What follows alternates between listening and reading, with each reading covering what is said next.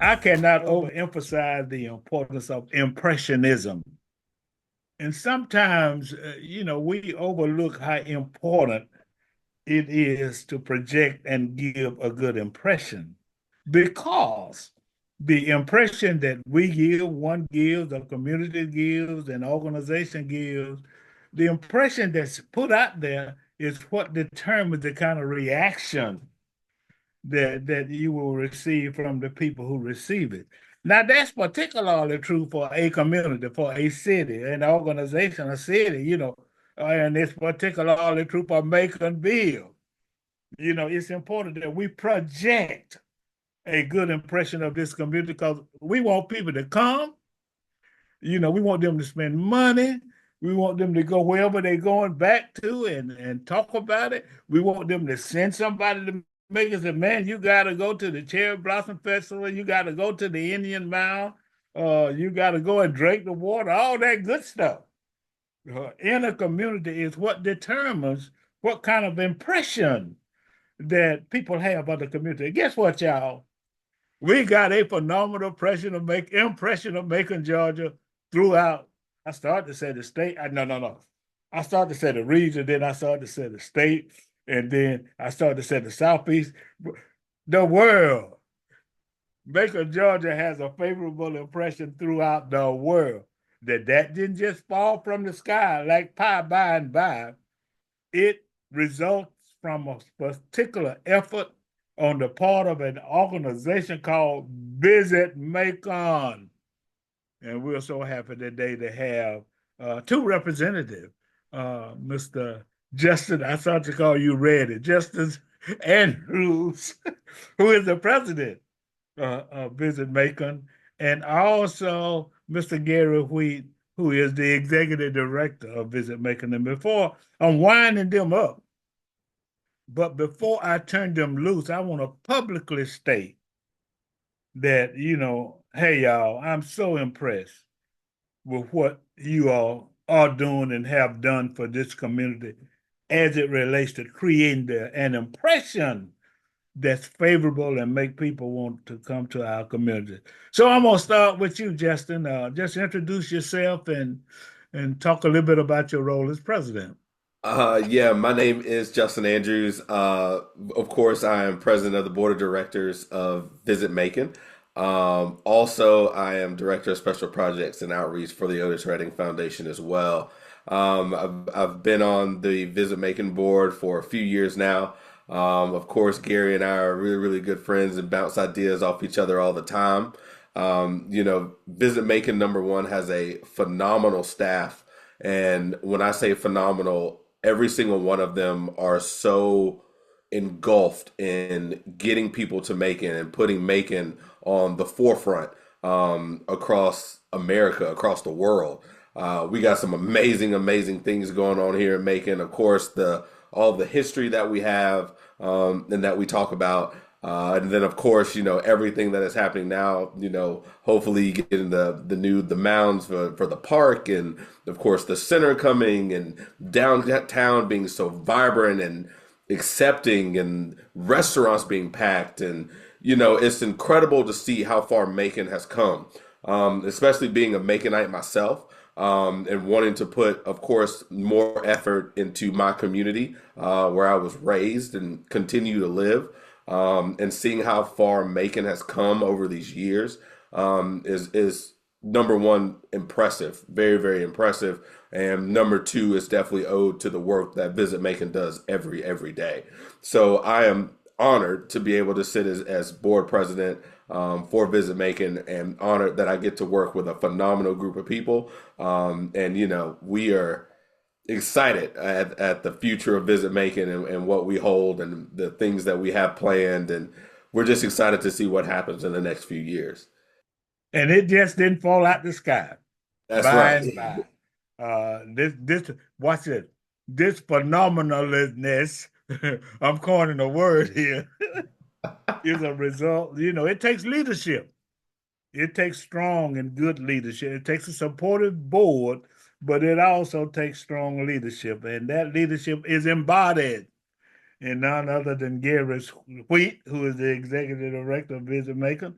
Gary, go ahead and introduce yourself.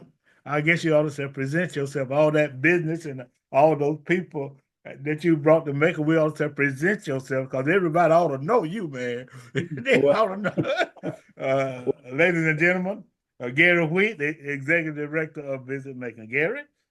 well, thank you, Alex, and I appreciate those kind words from both you and Justin.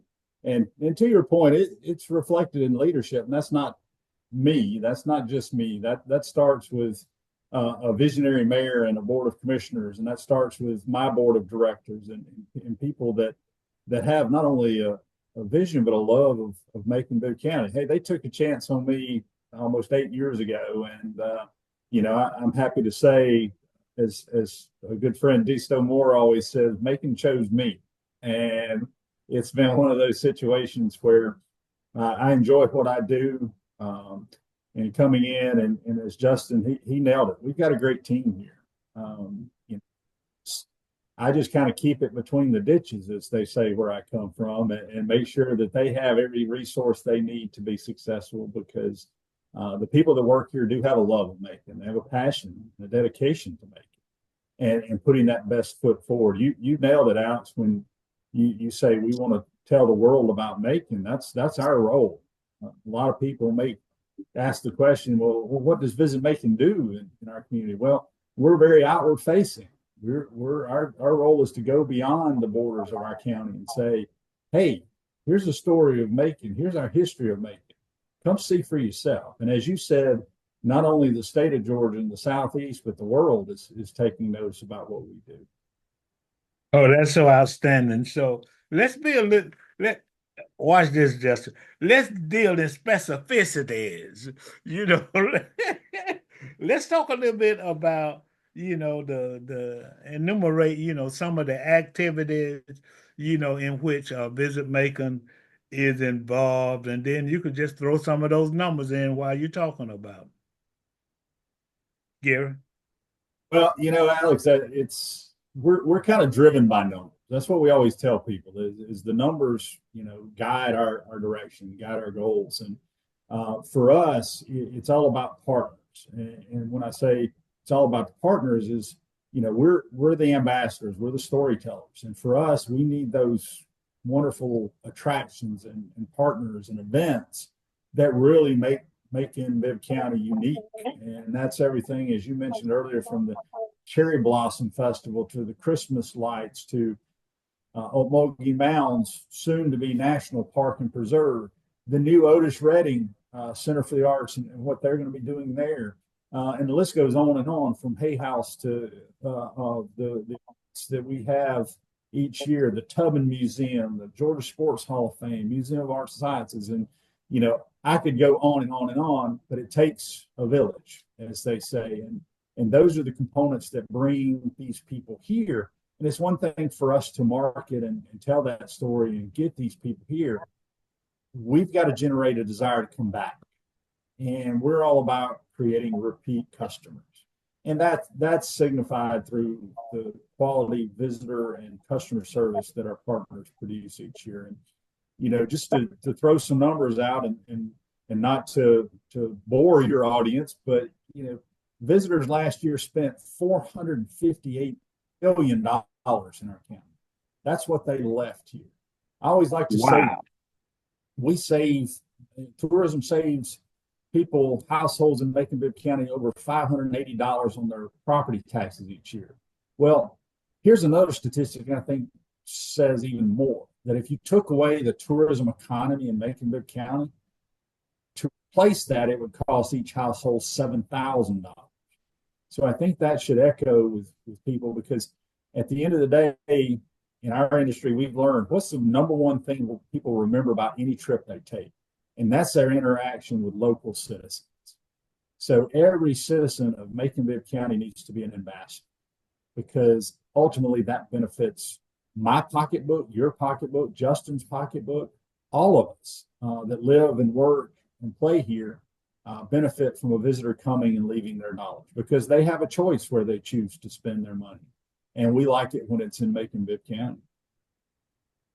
Oh, that is so outstanding. And Justin, if you would, although Gary briefly mentioned, just talk about, one thing that we need to do, and one of the purposes of my having this interview, incidentally, for you all who don't know, this is a call to action. I'm your host, Alex Habersham, and I got so excited about this show, I didn't even do the introduction, so I'm so ready to delve into the meat and potatoes of the show. And we've got with us Mr. Gary Wheat, who's the executive director of Visit Macon, and of course Mr. Justin Andrews, who is the chairman of the board. But just kind of expound a little bit more, Justin, how it's important. See, a lot of people just think Visit Macon is just kind of like a separate entity, but it's a community entity, and it benefits the entire community. So, and Gary just kind of mentioned it briefly. So just as a citizen, talk about how important it is that we all understand and appreciate, Visit Macon and what it does for the community. Well, number one, Gary definitely hit it on the head. Number one, it takes a village. It takes all of us to continue to push Macon out into the forefront and put Macon on the front page. Also, the everything Gary mentioned, from the national park and the mounds and us and the big house and the museum and Central City Park and Cherry Blossom and all these other things that can keep going on in the festival capital of the world down here. We have something for everyone. Macon is such an inclusive community, that there is something for every single person, number one, living in Macon to be a part of. There is also something for everybody outside of Macon looking in that they can become and be a part of. And that's what I think sets us apart from a lot of different places. Of course, we talk about our art history and the music history and the native history and everything that we have going on for us. But here we have all these new young movers and shakers, that have come into Macon, Georgia. Some, like myself, that have been raised here and want to see the city succeed, and put all of these brand new events and festivals and things together, for people to have a sense of pride, in their city. And that is one thing I definitely think Visit Macon does. It definitely shows a sense of pride of where you come from. I don't know too many people in Macon, Georgia that go outside of it and, are happy to say, I'm from Macon, Georgia. Usually before, you would go out of town and you'd be like, oh, where you from? We're from Georgia. Where you? Well, we're in Georgia. We're about an hour south of Atlanta. Not anymore. We are from Macon, Georgia is where we are from. And now when you say Macon, Georgia, people go, oh, I've heard about Macon. Yeah, And yeah. that is attributed to Visit Macon and that amazing marketing team they have down there. Marissa Rogers heading Wow. that, spearheading Wow. that department up. And just, every time you turn around in these major publications, Macon, Georgia is on the map. Crazy enough, I have a story for you. I was in the foundation yesterday, and this group came in from San Francisco, and they said that they do a little bit about Macon, but didn't know what Macon offered. And they found one of the articles of the 10 best places to visit in America, and Macon, Georgia was on that list. And Wow. that is the list that brought them here. So here we are, reaching people all the way across the country to come to Macon and experience everything we have going on here. And I think that is probably one of the most important things that Visit Macon has done, is especially putting Macon on that forefront, and continuing to do that every month, every day, every year. And it's incredible to see that. Outstanding. Gary, talk a little bit about it. I want you to talk, if you would, address, just like Joe Blow citizen, like Alex Habersham, just everyday citizen, because sometimes we don't realize and understand the peripheral effect of having a community that's popular and that people want to come to. So just say what everybody can do, even though you might not be on this board or the other board, but what as a citizen can you do to kind of make sure that we stay on this, that we keep this train rolling in the direction that it's rolling, and then, like charge, if you would, everybody, everyday citizens, with their responsibility of what they can do to assist us in keeping us moving the community forward and having the advantage of people coming from California to Macon, Georgia.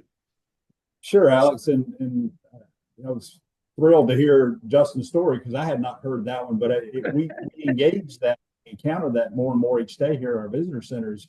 People reading about it and wanting to be here. But to answer your question, our philosophy is if you create a place people want to visit, then you create a place people want to move to and live in business. And so it kind of all starts with tourism. We kind of jokingly say that tourism is the first date of economic development. And I think for us, we exercise and we practice that philosophy because we have such great partners like Stephen Adams and the Industrial Authority and Alex Morrison, Urban Development, and Josh Rogers with Newtown and Jessica Walden with the Chamber. I go on and on down that list of great partners here. And as to Justin's point, these young, energetic people, myself not included in that young statement, but that watch your mouth. That's right. That are moving in that positive direction and pulling, understanding what each of our roles are in that whole economic development picture to not only bring visitors and their dollars here, but to bring companies and bring workers. When I was coming up, you got a job and then moved to that community to start working that job. Well, nowadays people look for a cool community to move to, then they find the job. Right. So it's almost like it's reverse course.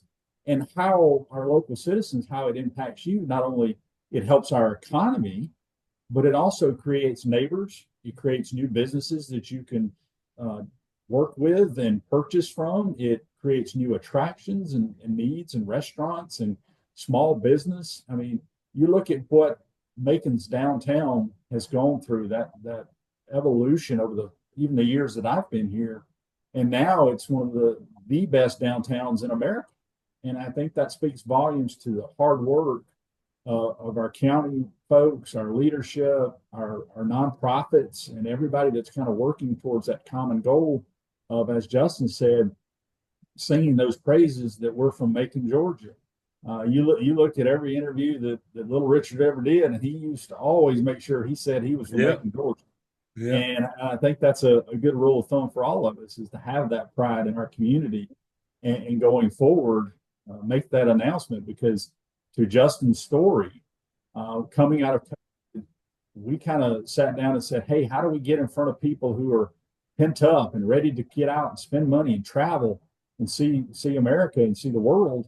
And we decided that getting in front of these travel media writers and these broadcasters and journalists and saying, hey, look at us. That was the shoulder to the wheel, so to speak, that we needed to take. And it's paid dividends. This last year alone, we had 68 pieces of coverage about Macon. That's more than one a week.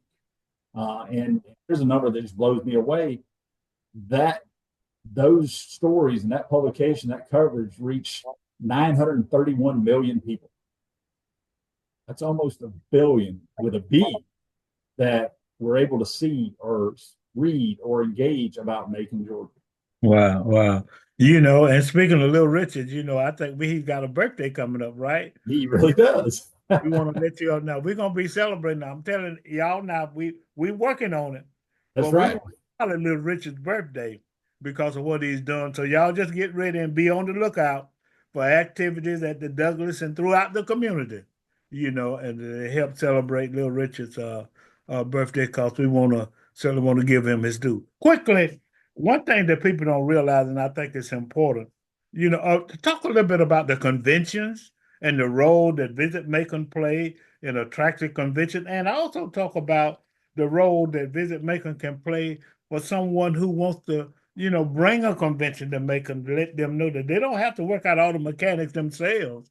If you're a member of an organization, or watch me, or a family, and you want a place to bring your family to, or your organization to, and you think you have to do it by yourself, you don't.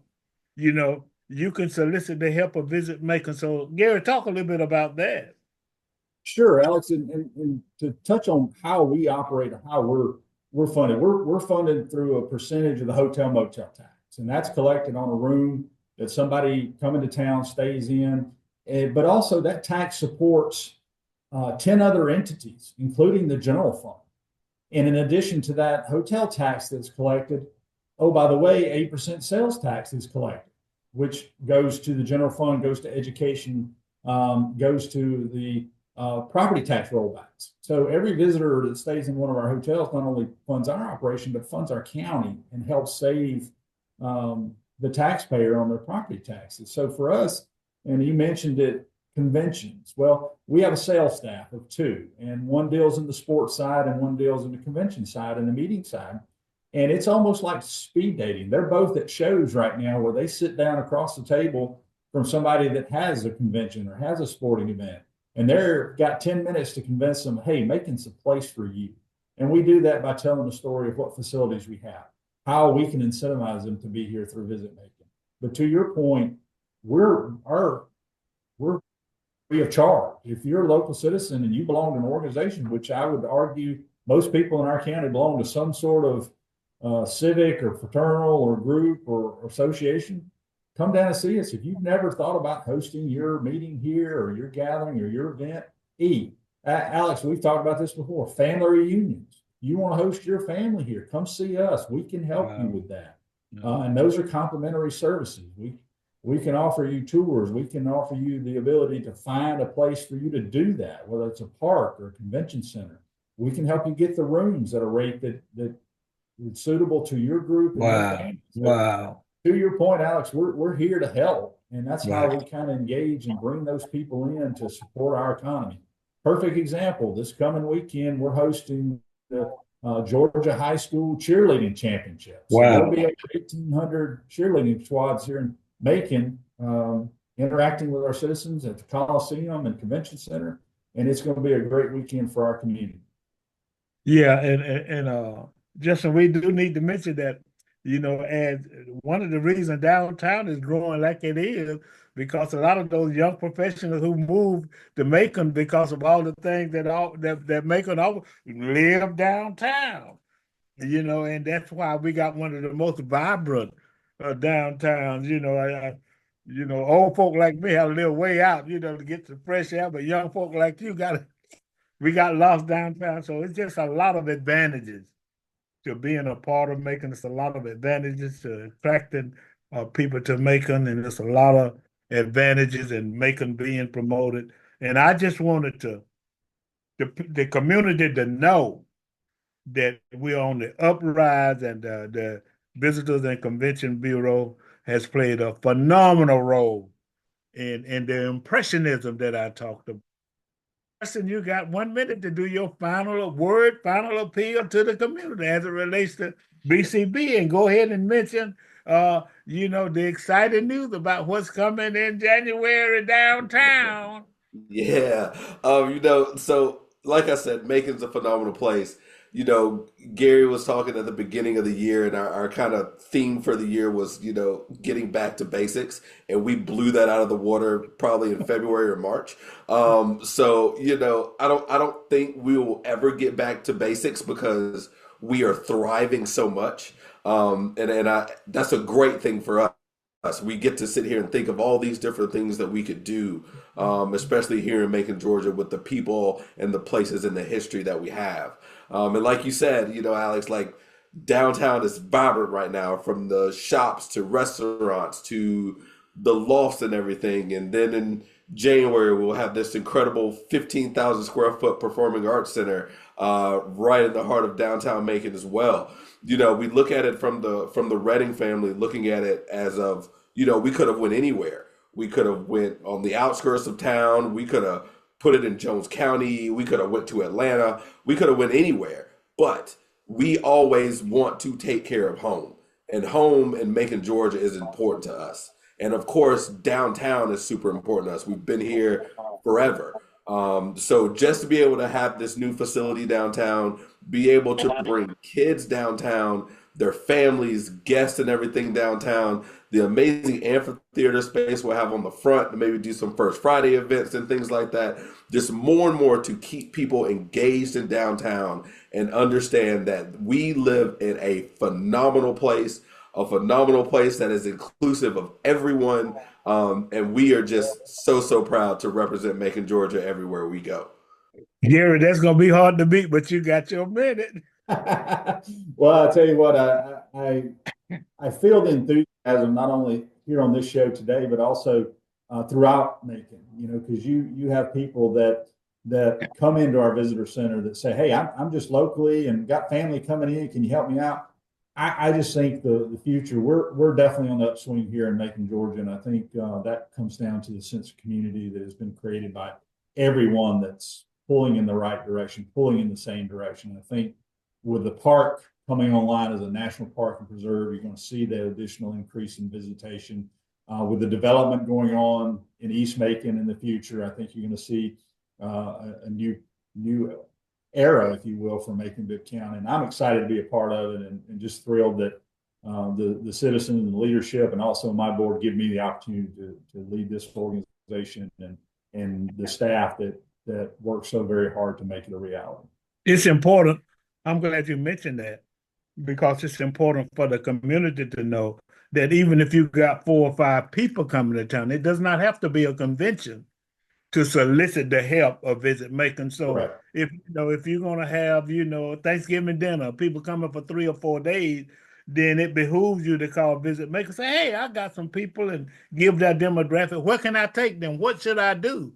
And you can provide. You don't have to be bringing a convention to get the assistance of Visit Macon. So that's important. Thank you all so much. It's a phenomenal Thank you, show. Alex. And I again want to give you all another public shout out for the outstanding job that Visit Macon is doing in creating that impressionism that's going to make a difference in the community. And they said the proof is in the pudding, and the pudding is sweet. It's good pudding. So keep it up. You all made a very, very good pudding, and I know we're going to continue in that direction. This is a call to action. I'm your host, Alex C. Habersham. Have an interview, Mr. Gary Wheat, the Executive Director of Visit Macon, and Mr. Justin Andrews, the Board President. Have a great day.